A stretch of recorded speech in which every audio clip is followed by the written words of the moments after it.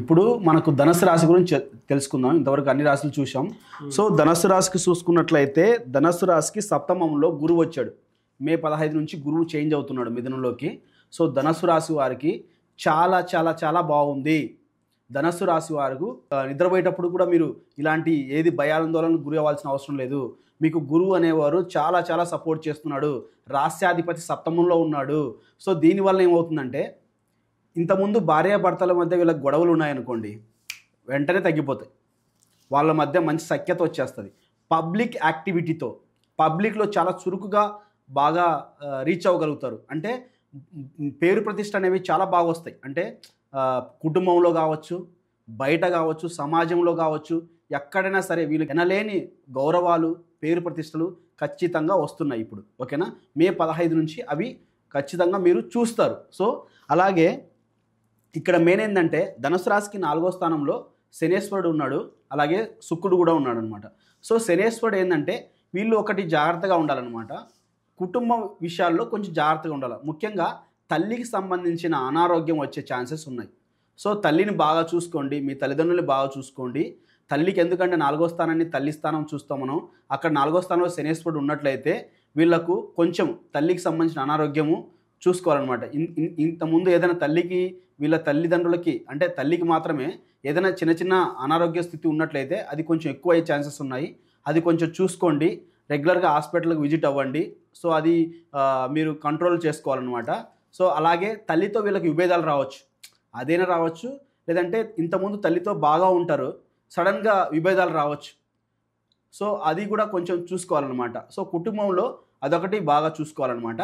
అలాగే పిల్లలు ఇప్పుడు ఎడ్యుకేషన్ విషయాల్లో, లోయర్ ఎడ్యుకేషన్ ఉంటుంది కదా, ఇప్పుడు చదివే వాళ్ళు, ఈ ధనుసు రాశి వాళ్ళు, ధనుసు లగ్నం వాళ్ళు చదివే లోయర్ ఎడ్యుకేషన్లో కొంచెం జాగ్రత్త చూసుకోండి.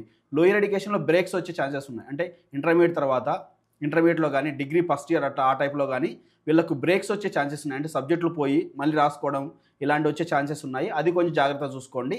కానీ ఎనీహో లగ్నాన్ని గురువు చూస్తున్నాడు కాబట్టి పేరు ప్రతిష్టలు అవి బాగుంటాయి. సమాజంలో అంతా రిలేషన్షిప్ విషయాలు అంతా బాగుంటుంది. పెళ్ళైన వాళ్ళకి రిలేషన్షిప్లో బాగుంటుంది.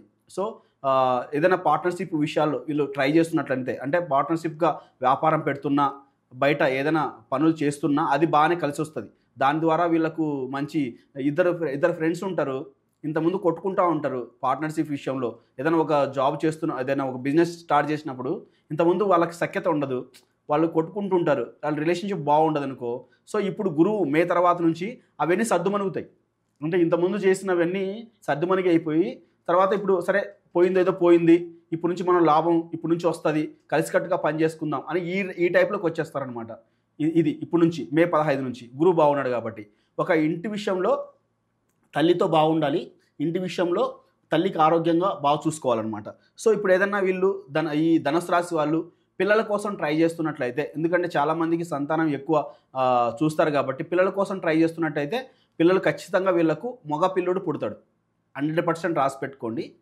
ఈ ధనుసు రాశి వాళ్ళకి, ఈ రాబోయే పిల్లల కోసం ట్రై చేస్తున్న వాళ్ళకి దాదాపుగా 60% మగ పిల్లాడు పుట్టడానికి ఛాన్సెస్ ఉంది.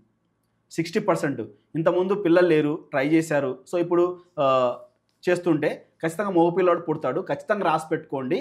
ఈ ధనుసు రాశి వారికి, అది లేడీస్ అయినా జెంట్ అయినా, సో ఇప్పుడు ఏదైనా సరే, అంటే పిల్లలు ట్రై చేస్తుంటారు కదా, వాళ్ళకి ఏంటంటే ఖచ్చితంగా మగపిల్లాడు పుడతాడు వాళ్ళకి.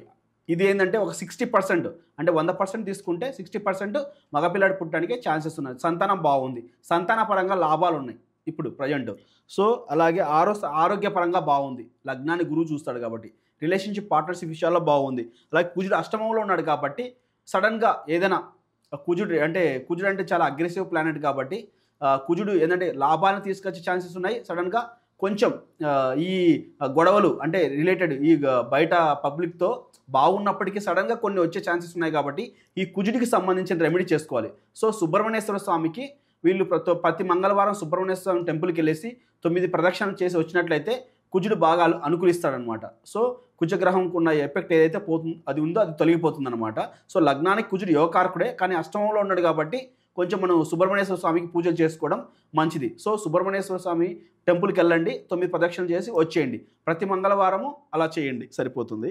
అలాగే 9లో కేతు ఉన్నాడు కాబట్టి వీళ్ళకి ఏదైనా లాభం, అంటే పూర్వపుణ్యం ఏదైతే ఉందో అది పొందడానికి కొంచెం కష్టపడచ్చు. సో అలాగే టెంపుల్ని విజిట్ అవ్వచ్చు, టెంపుల్ దర్శనాలు బాగా చేసుకోవచ్చు. ఇప్పుడు మెడిటేషన్ ఇలాంటివి ఏదైనా స్టార్ట్ చేయకుంటే మెడిటేషన్ లాంటివి స్టార్ట్ చేస్తే వాటి ద్వారా మీరు మంచి అభివృద్ధి సాధించవచ్చు అనమాట. సో అది 9 తర్వాత వచ్చేసి 10, 11, 12. సో ఇప్పుడు ఏంటంటే పర్లేదు, అంటే వీళ్ళకేం వ్యయం తక్కువగా వ్యయం అవుతుంది, డబ్బులు వచ్చేది ఎక్కువ ఉంటుంది కానీ పోయేది ఏమి ఉండదు. సో వ్యయం తక్కువగా ఉంటుంది, ఆరోగ్యపరంగా బాగానే ఉంది, సంతానపరంగా బాగానే ఉంది. అలాగే ఒకటి వీళ్ళు చూసుకోవాలన్నమాట. సో సుబ్రహ్మణ్య స్వామికి బాగా చేయాలి, ఇంటి కుటుంబ సభ్యులతో తల్లితో బాగుండాలి, సఖ్యతగా ఉండాలి, తల్లి ఆరోగ్యం బాగా చూసుకోవాలి, వీళ్ళ ఆరోగ్యం సూపర్గా ఉంటుంది, లాభాలు బాగుంటాయి. ధనుసు రాశికి ఓవరాల్గా 85%, 90% చాలా బాగుంది ధనుసు రాశికి ఇది.